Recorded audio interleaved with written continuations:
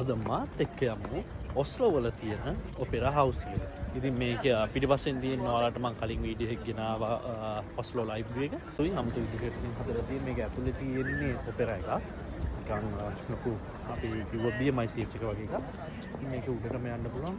මාර ලස්සන්ට මේකේ මේගොල්ලගේ architecture engineering use කරලා මේක ලස්සනට හදලා තියෙනවා. ඉතින් අපි උඩට ගිහිල්ලා බලමු කොහොමද මේකේ තියෙන view එක කියන්නේ.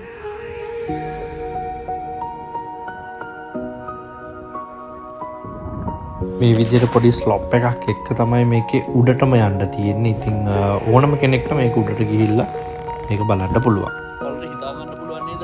මේකේ සයිස් සාමාන්‍යයෙන් අපි මිනිස්සුත් එක්ක කම්පෙයා කරද්දී මේක සයිස් එක මේක ඇතුලේ තමයි තියෙන්නේ. අර නිකන් සාමාන්‍යයෙන් අපි කිව්වොත් හෝල් එක මේක ඇතුලේ.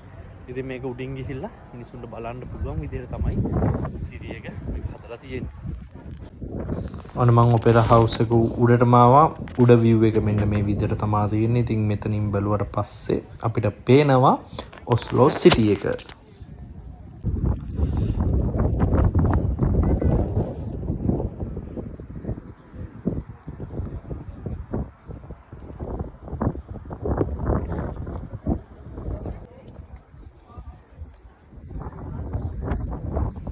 ඉතින් එහෙම තමයි නෝර්වේ වල තියෙන ඔපෙරා හවුස් එක හදලා තියෙන්නේ.